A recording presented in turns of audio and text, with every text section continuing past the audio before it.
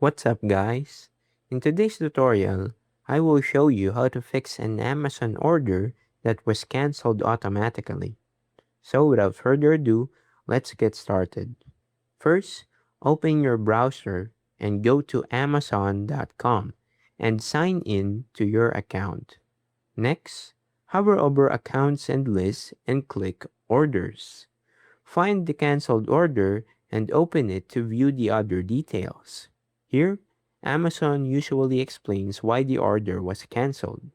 If the issue is related to your payment method, go to your payments and update the payment information. If it's a shipping address problem, check your addresses and make sure all the details are correct. Once you've updated the necessary information, return to the cancelled order and click Buy Again, or search for the item and place the order again using your updated payment method.